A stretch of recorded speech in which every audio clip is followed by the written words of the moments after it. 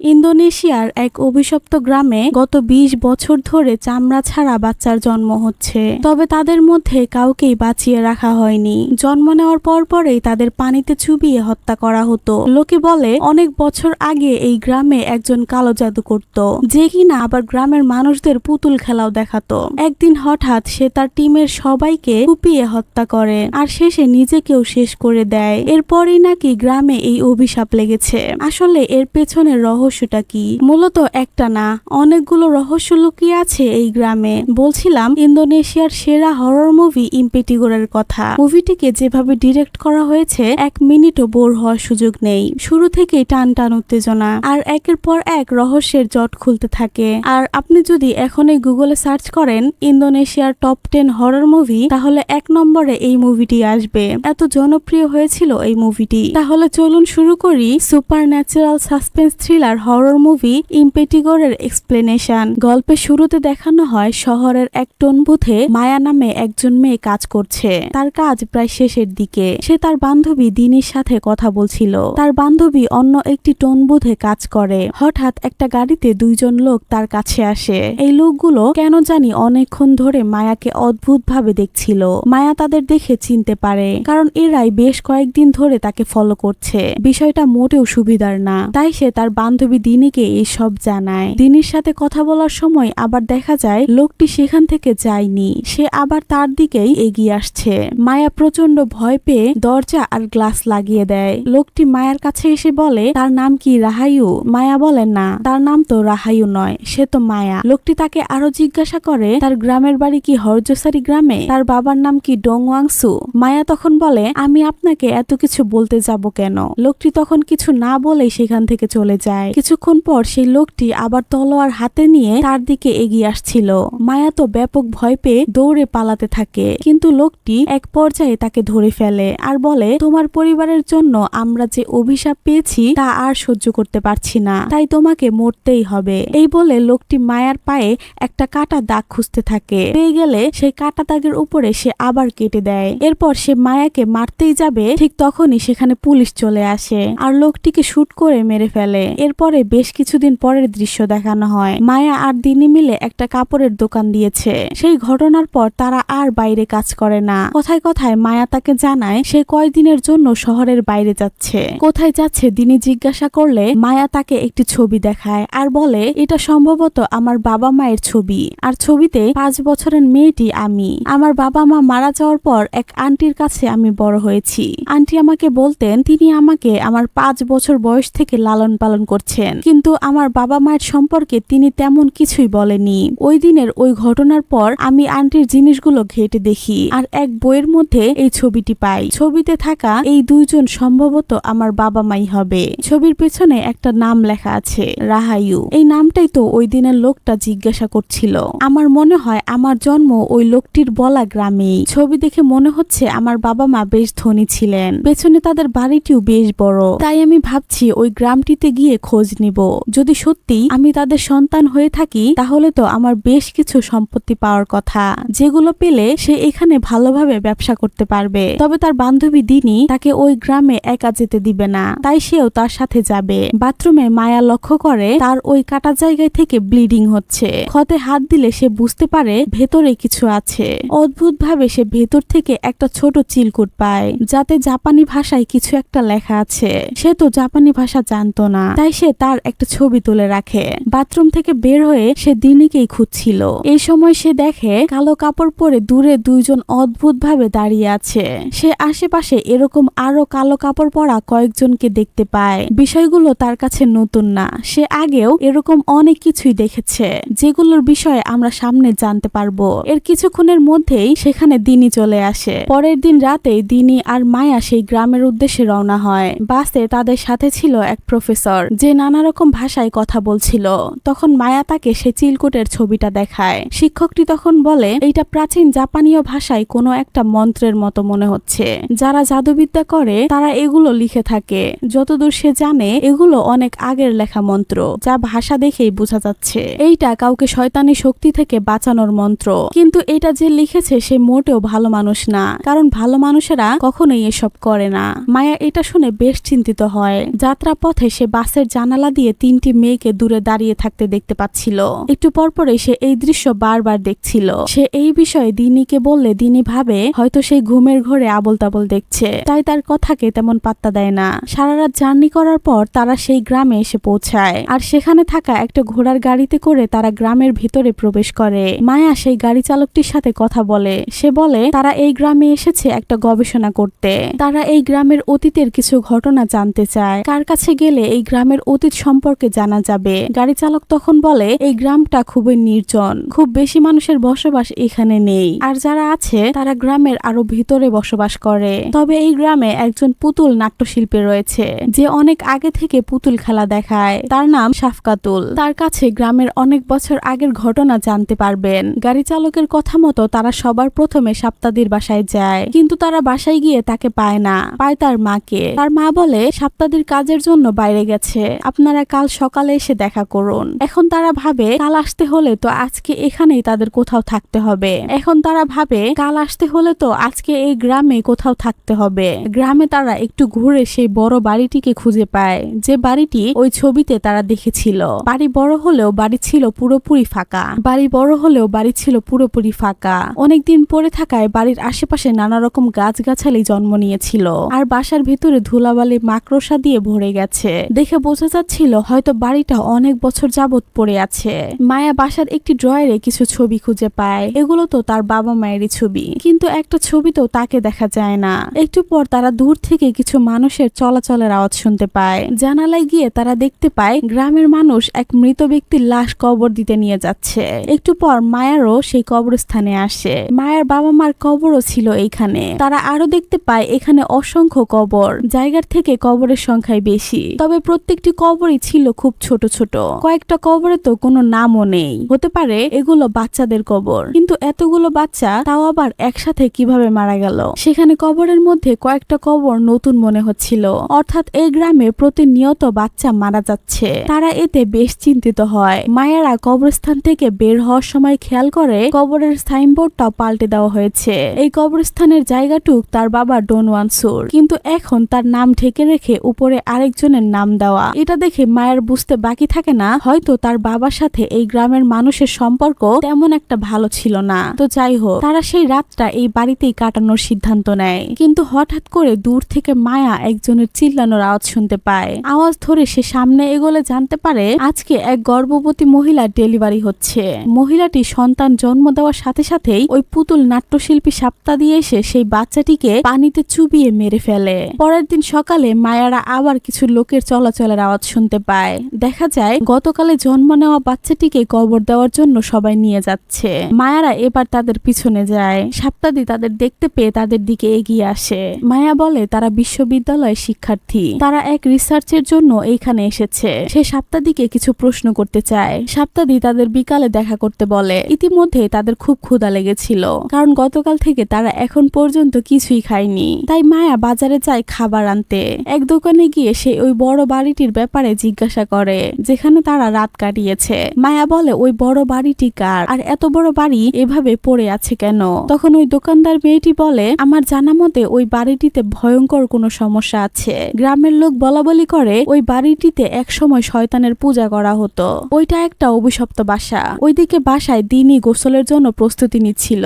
তখনই দুইজন লোক তাকে ডাকতে আসে আর বলে এই বাসাতে তাদের থাকা যাবে না। এই বাসাটি এক ধনী পরিবারের একমাত্র মেয়ে বেঁচে আছে, যার নাম রাহায়ু। একমাত্র সেই এই বাড়িতে থাকার যোগ্য রাখে, তাছাড়া আর কেউ এখানে থাকতে পারবে না। এটা শুনে দিনে বাধ্য হয়ে বলে সেই রাহায়ু, আর যেহেতু এটা তার বাবারই বাসা সেহেতু সে তো থাকতেই পারে। এটা শুনে লোকটা একদম হতভম্ব হয়ে যায় আর বলে তাহলে আপনারা তো থাকতেই পারেন, কিন্তু তার আগে সাপ্তাদির কাছ থেকে এই বাড়ির কাগজপত্রগুলো নিয়ে নিন, তাহলে আপনাদেরই সুবিধা হবে। সাপ্তাদির কাছে নিয়ে যাবে বলে দিনীকে তারা বাড়ি থেকে বের করে জঙ্গলের দিকে এগিয়ে থাকে। তারা বেশ কিছুটা জঙ্গলের গভীরে গেলে দিনীর বিষয়টা একদমই সুবিধার মনে হচ্ছিল না। তাই সে মায়াকে ফোন করতে নেয়, কিন্তু সেখানে ফোনের সিগন্যাল পাচ্ছিল না, কারণ তারা জঙ্গলের বেশ গভীরে চলে এসেছিল। তাই দিনী দ্রুত সেখান থেকে চলে যেতে নেয়, কিন্তু ওই লোকটি দিনীর উপর আক্রমণ করে দেয়। দিনী ভয়ে পালাতে গেলে তার পা মচকে যায়, তাই সে দৌড়াতে পারে না। তাই লোকগুলো তাকে খুব সহজেই ধরে ফেলে আর খুব মারধর করে। দেখা যায় জঙ্গলের গভীরে এক নির্জন জায়গায় তাকে উল্টো করে বেঁধে বেঁধে রাখা হয়েছে। কিছুক্ষণ পর সেখানে সাপ্তাদি আসে। দিনে সাপ্তাদির কাছে সাহায্য চায়, কিন্তু সাপ্তাদির আচরণ দেখে স্পষ্ট বোঝা যাচ্ছিল এই সব কিছু তার কথা মতোই হচ্ছে। একটু পরে তার মাও সেখানে চলে আসে, আর আসার সাথে সাথেই সে দিনের গলা কেটে তাকে হত্যা করে। আর সাপ্তাদিকে বলে, ওকে ধরতে এত দেরি করছিলে কেন? ও যত তাড়াতাড়ি মরবে এই গ্রাম থেকে অভিশাপ তত তাড়াতাড়ি কেটে যাবে। এখন থেকে হয়তো গ্রামে সুস্থ বাচ্চা জন্ম নিবে। ওইদিকে মায়া দিনের জন্য খাবার নিয়ে বাসায় এসে দেখে দিনই কোথাও নেই। তাই সে তাকে খুঁজতে বাইরে বেরিয়ে পড়ে। খুঁজতে খুঁজতে সাপ্তাদির বাসাতেও চলে আসে। মায়া দিনের ব্যাপারে সাপ্তাদিকে জিজ্ঞাসা করলে সাপ্তাদি বলে সে দিনীকে দেখেইনি। এদিকে তারা দিনের রক্তগুলো একটা বালতিতে সংগ্রহ করে জঙ্গলের এক জায়গায় ফেলে দেয়। আর সাপ্তাদির মা দিনের শরীরের চামড়া খুলে নিয়ে পরিষ্কার করে আর কাপড়ের মতো রোদে শুকাতে দেয়। এই স্কিনগুলো শুকিয়ে গেলে তা দিয়ে পুতুল বানানো হয়, যা দিয়ে আজ রাতে সাপ্তাদি পুতুলের নৃত্য অনুষ্ঠান পরিচালনা করবেন। রাতে সেই অনুষ্ঠানের আয়োজন করা হয়। গ্রামের সকল মানুষ এখানে এসেছে। সবাই ভাবছে এখন তাদের গ্রাম থেকে সকল অভিশাপ কেটে গেছে। তাদের মধ্যে একটা দম্পতি নতুন বাবা মা হতে চলেছে। আজকে সম্ভবত তার ডেলিভারি হতে পারে। আজকে তারা খুব খুশি, কারণ তাদের বাচ্চা হয়তো সুস্থ জন্ম নিবে। এদিকে মায়া দিনীকে পুরো গ্রামে খুঁজছিল। তাকে কোথাও না পেয়ে সে ভয়ে কাঁদতে থাকে। ঠিক তখনই তার কাছে একটা অদ্ভুত বাচ্চা আসে আর বলে আজকে এক শিশু জন্ম নেবে, এসে দেখে যাও সে কি রূপে জন্ম নিয়েছে। মায়া তার পিছু নিয়ে একটা বাড়ির কাছে যায়। গিয়ে দেখে ওই মহিলা তার বাচ্চাকে জন্ম দিয়েছে, কিন্তু বাচ্চার কোনো চামড়া বা ত্বক নেই। ঠিক তখনই আগের বারের মতো সাপ্তাদির এসে সেই বাচ্চাটিকে পানিতে চুবিয়ে মেরে ফেলে। এইসব দেখে মায়া ভয়ে আটকে উঠে। এতে আওয়াজ হলে গ্রামের লোকজন বাইরে বেরিয়ে আসে, কিন্তু সেখানে মায়া না, ওই দোকানদার মহিলাটিকে দেখতে পায়। সে মায়াকে লুকিয়ে নিয়েছিল। এরপর সে চুপিসারে মায়াকে তার বাসায় নিয়ে যায়। এদিকে গ্রামের একজন সাপ্তাদিকে জিজ্ঞাসা করে, আপনি তো বলেছিলেন রাহায়ু মারা যাওয়ার পর গ্রামে সুস্থ বাচ্চা জন্ম নিবে, তাহলে এমন কেন হলো? এই কথা শুনে সাপ্তাদি তাকে একটা চড় মারে আর বলে, আমি তো চেষ্টা করছি, নিশ্চয়ই কোথাও কোনো ভুল হয়েছে। যেহেতু রাহায়ু মারা গেছে তাহলে তো সুস্থ বাচ্চায় জন্ম নেওয়ার কথা। এদিকে মায়া সেই মহিলাটিকে জিজ্ঞাসা করে, বাচ্চাগুলো এইভাবে জন্ম নিচ্ছে কেন? কি হয়েছিল এই গ্রামে? তখন ওই মহিলাটি বলে, এই গ্রাম পুরোটাই অভিশপ্ত। আপনারা কি খেয়াল করে দেখেননি গ্রামে কোনো শিশু বাচ্চা নেই? এর কারণ হলো গত 20 বছর ধরে এই গ্রামে যেই বাচ্চা জন্ম নিচ্ছে তার শরীরে কোনো চামড়া বা ত্বক থাকে না। এইভাবে বেঁচে থাকা অনেক কষ্টের, তাই তারা বাচ্চাগুলোকে তৎক্ষণাৎ মেরে ফেলে। এই ঘটনার সূত্রপাত হয়েছিল 20 বছর আগে। গ্রামে এক ধনী পরিবার ছিল। পরিবারের বড় ছেলের নাম ডন ওয়ানসু। ইনি হলেন মায়ার বাবা। আর গ্রামের ওই বড় বাড়িটিতেই তারা থাকতেন। তিনি ধনী হওয়ার সাথে সাথে পুতুল নাট্যশিল্পীও ছিলেন। তার সুনাম ছিল পুরো গ্রাম জুড়ে। এই গ্রামে এক সুন্দর মেয়ে ছিল যার নাম নাইচিন্তা। নাইকে গ্রামের সব ছেলেরাই বিয়ে করতে চাইতো, কিন্তু অবশেষে বিয়ে হয় ডন ওয়ানসুর সাথেই। বিয়ের 3 বছর পরেও তাদের ঘরে কোনো সন্তান হচ্ছিল না। এর জন্য তাকে অনেক কথা শুনতে হতো, কিন্তু অবশেষে দীর্ঘ 5 বছর পর নাই প্রেগনেন্ট হয়। কিন্তু তাদের এই সন্তানকে গ্রামের কেউই কোনোদিন দেখতে পায়নি। এই গ্রামের সব লোক বলাবলি করত ডন ওয়ানসুর বাচ্চার শরীরে বোধহয় কোনো চামড়া নেই। এই কারণে তাকে এখনো বাড়ি থেকে বের করা হয়নি। তাদের সন্তান হওয়ার ঠিক 5 বছর পর সেই গ্রামে একসাথে 3টি মেয়ে গায়েব হয়ে যায়। তাদের বাবা মারা তাদের কোথাও খুঁজে পাচ্ছিল না। আর এই 3টি মেয়ে হারিয়ে যাওয়ার পরপরই একদিন গ্রামের সবাই ডন ওয়ানসুর মেয়েকে দেখতে পায়। তখন সে একদম সুস্থ ছিল। এই সময় গ্রামে আরেকটি গুজব ছড়িয়ে পড়ে। সবাই বলাবলি করছিল ডন ওয়ানসু নিজের মেয়েকে সুস্থ করার জন্য ওই 3টি মেয়েকে শয়তানের কাছে উৎসর্গ করেছে, শয়তানের সাথে চুক্তি করেছে। সে তার নিজের মেয়েকে সুস্থ করার জন্য সেই 3টি মেয়েকে বলি দিয়েছে। না হলে ওই 3টি মেয়ে গায়েব হওয়ার পরপরই রাহাইও কিভাবে সুস্থ হলো। এরপর গ্রামে সেই পুতুল নাট্যের অনুষ্ঠান শুরু হয়। আগে ডন ওয়ানসুই এই অনুষ্ঠান পরিচালনা করত। সেদিন হঠাৎ তার কি যেন হয়। সে তার টিমের সবাইকে কুপিয়ে হত্যা করে এবং শেষে তার স্ত্রী সহ নিজেকেও শেষ করে দেয়। আর তার বাড়িতে থাকা চাকর রাহাইউকে নিয়ে শহরে চলে যায়। আর সে রাহাইউ হলো মায়া। মূলত এই ঘটনার পর থেকেই এই গ্রাম অভিশপ্ত। গ্রাম প্রধান সাপ্তাদি মনে করে এই গ্রামে প্রথম চামড়া ছাড়া বাচ্চা জন্ম হয়েছিল রাহাইউ, তাই তাকে হত্যা করলেই এই অভিশাপ কেটে যাবে। শুধু হত্যাই না, তার চামড়া দিয়ে পুতুল বানিয়ে অনুষ্ঠান করতে হবে, তাহলে কেবল এই শয়তানের অভিশাপ কেটে যাবে। আর এই জন্যই গ্রামের লোকেরা দিনীকে মায়া মনে করে হত্যা করে আর তার চামড়া দিয়ে পুতুল বানাচ্ছিল। তবে এই দোকানের মহিলাটি মানে না যে রাহাইউ মারা গেলেই এই অভিশাপ কেটে যাবে, কারণ তার দাদি একজন ওজা। সে বলে এই ধরনের শয়তানি অভিশাপ কখনোই কাটে না, শুধুমাত্র ট্রান্সফার করা যায়। এক অভিশাপ থেকে অন্য অভিশাপ, হয়তো অভিশাপ পরিবর্তন হয় কিন্তু অভিশাপ কেটে যায় না। আর এই জন্যই এই মহিলা মায়াকে সাহায্য করছে। সে চায় মায়া যত দ্রুত সম্ভব এখান থেকে পালিয়ে যাক। এদিকে সাপ্তাদি সহ গ্রামের সবাই বুঝতে পারে তারা ভুল মানুষকে হত্যা করেছে। এই মেয়েটির সাথে থাকা ওই মেয়েটি আসল রাহায়ু। গ্রামের সবাইকে এক করে সাপ্তাদির বলে দেয় মায়াকে খুঁজে বের করে মারতে হবে, তবে এই গ্রাম থেকে অভিশাপ কেটে যাবে। অন্যদিকে মায়া ওই মহিলার বাড়িতে সেই লোকটির ছবি দেখতে পায় যে সেদিন টোন বুথে তাকে খুন করতে চেয়েছিল।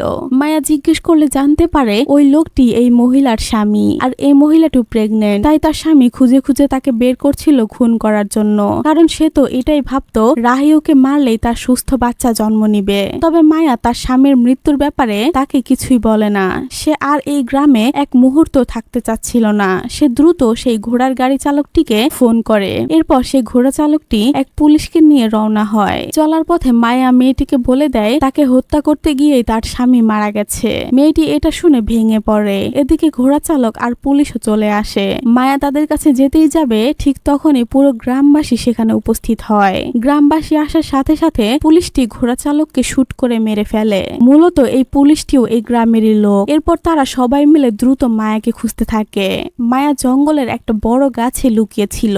ইতিমধ্যে সে দেখতে পায় জঙ্গলের রাস্তা দিয়ে একটা গাড়ি শহরের দিকে যাচ্ছে। সে কোনো মতে পালিয়ে দ্রুত সেই গাড়িটার সামনে গিয়ে লিফট চায়। লোকটি তাকে লিফট দিয়েও দেয়, কিন্তু একটু দূরে যাওয়ার পরই সে গাড়িতে এক অদ্ভুত বাচ্চার আত্মা দেখতে পায়। ফলে গাড়ির অ্যাক্সিডেন্ট হয়। মায়া কোনো মতে গাড়ি থেকে বেরিয়ে একটা গাছের নিচে আশ্রয় নেয়। ঠিক তখনই দূরে সে ওই 3টি বাচ্চার আত্মাকে আবার দেখতে পায়, যারা কাছে এসে মায়াকে অতীতের কিছু দৃশ্য দেখায়। দেখা যায় মায়ার মা অর্থাৎ নাইয়ের বিয়ের আগে সাপ্তাদির তার সাথে সম্পর্ক ছিল, কিন্তু ডনওয়ানসু ধনী আর প্রভাবশালী হওয়ায় তার বাবা মা তার সাথেই বিয়ে দেয়। বিয়ের 5 বছর পরেও যখন সন্তান হচ্ছিল না, তখন সে একটা পাপ কাজ করে। সে সাপ্তাদির সাথে অবৈধ সম্পর্কে লিপ্ত হয় আর প্রেগন্যান্ট হয়। এই একটা পাপ কিভাবে যে হাজারটা পাপের জন্ম দিয়েছে তা আপনাদের ধারণার বাইরে। আগে দেখতে থাকুন, বুঝতে পারবেন। নাই প্রেগন্যান্ট হওয়ার পর ডনওয়ানসু অনেক খুশি হয়, কারণ সে তো আর জানতো না যে এটা তার সন্তান না। কিন্তু এই পুরো ঘটনাটা সাপ্তাদির মা জানতো। সে আগে থেকেই নাইকে তেমন পছন্দ করতো না, কারণ সে তার ছেলেকে ধোঁকা দিয়েছে, আবার বিয়ের পর তার ছেলের সাথে অবৈধ সম্পর্ক করছে। সাথে সাথে সে ডনওয়ানসুকে ও তার পুরো পরিবারকে প্রচুর ঘৃণা করত। মূলত সাপ্তাদির মা ডনওয়ানসুর বাড়িতে কাজের লোক ছিল। ডনওয়ানসুর পরিবার তার উপর অনেক অত্যাচার করেছে। প্রথমত ডনওয়ানসু তার ছেলের ভালোবাসার মানুষকে কেড়ে নিয়েছে। দ্বিতীয়ত ডনওয়ানসুর পরিবারও তাকে অনেক অত্যাচার করেছে। তাই তাদের উপর বদলা নিতে সে এক চরম সিদ্ধান্ত নেয়। সে একদিন নাইয়ের চুলের মুঠি ধরে কয়েকটা চুল ছিঁড়ে নেয় তার অজান্তেই, যেটা নাই তেমন একটা লক্ষ্য করে না।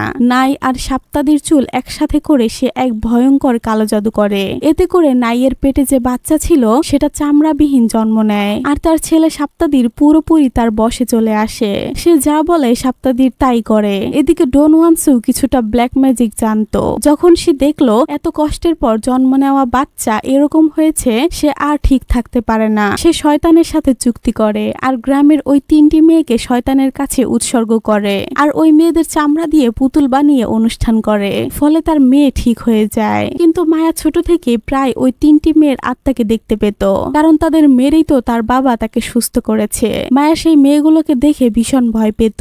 তাই তো তার বাবা তাকে রক্ষা করতে একটা চিলকুটে মন্ত্র লিখে তার পায়ে গেঁথে দিয়েছিল। এরপর একদিন ডনওয়ানসু সেই পুতুলের অনুষ্ঠানে যাওয়ার জন্য রেডি হচ্ছিল। ঠিক তখনই কিছু লোক এসে তাকে মেরে অজ্ঞান করে ফেলে, আর তার জায়গায় অনুষ্ঠানে যায় সাপ্তাদি। যেহেতু ডনওয়ানসু তার মেয়েকে ঠিক করে ফেলেছে, সেহেতু তার প্রতিশোধ এখনো শেষ হয়নি। ওদিকে সাপ্তাদিকে তার মা বশ করে রেখেছিল, তাই সে যা চাইছিল সে তাই করছিল।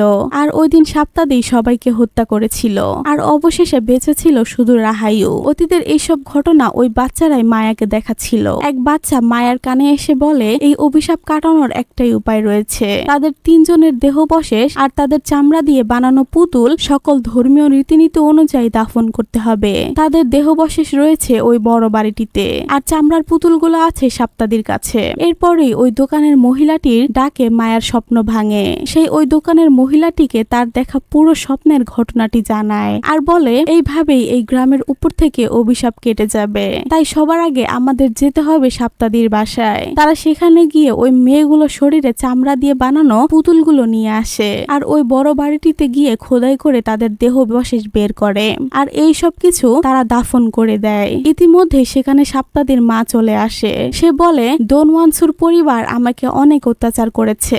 আমার জীবনের অর্ধেক সময় তাদের অত্যাচার সহ্য করতেই হয়েছে।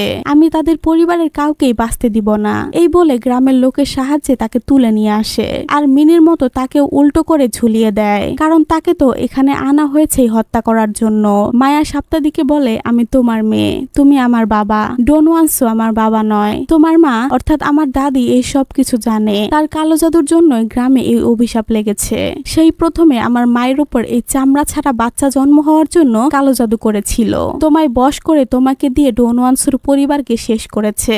সবকিছুর মূলে রয়েছে দাদি। সাপ্তাদি প্রথমে তার কথা বিশ্বাসই করে না। সে তাকে মারতেই যাবে, ঠিক তখনই ওই মহিলাটি সুস্থ বাচ্চা জন্ম হয়। তখন সাপ্তাদি বুঝতে পারে মায়া সত্যি কথা বলছে, কারণ মায়া বেঁচে থাকাকালীন এই গ্রামে সুস্থ বাচ্চা জন্ম হলো। সাপ্তাদি তার আর তার মায়ের পাপের কথা জেনে আর সহ্য করতে পারে না। অপরাধ বোধে সে নিজেকে শেষ করে দেয়। সাপ্তাদির মা তার ছেলের মৃত্যু সহ্য করতে পারে না, তাই সেও নিজেকে শেষ করে দেয়। মায়ার এখনো ভয় কাটেনি। সে দ্রুত গ্রাম থেকে বের হওয়ার উদ্দেশ্যে রওনা দেয়। কেটে যায় 1 বছর। গ্রামে এখন আর কোনো সমস্যা নেই। সেই অভিশাপটা কেটে গেছে। সবাই এখন আনন্দে গ্রামে দিন পার করছে। তবে মুভিটা এখানে শেষ হতে পারত, কিন্তু শেষে দেখায় এক প্রেগনেন্ট মহিলার সবে বাচ্চা হবে, কিন্তু সাপ্তাদির মার আত্মা এসে সেই বাচ্চাটিকে ছিনিয়ে নিয়ে যায়। আপনাদের মনে আছে গল্পের মাঝে ওই দোকানদার মহিলাটা বলেছিল এই ধরনের শয়তানি অভিশাপ কখনোই কাটে না, শুধু ট্রান্সফার হয়। অর্থাৎ আগে তো অভিশাপ ছিল চামড়া ছাড়া বাচ্চা জন্ম হওয়ার, কিন্তু এখন অভিশাপ হয়েছে কোনো বাচ্চাই জন্ম নিবে না। জন্ম নেওয়ার সাথে সাথেই তাকে সাপ্তাদির মা এসে ছিনিয়ে নিয়ে যাবে। আর এখানেই এই মুভিটা শেষ হয়।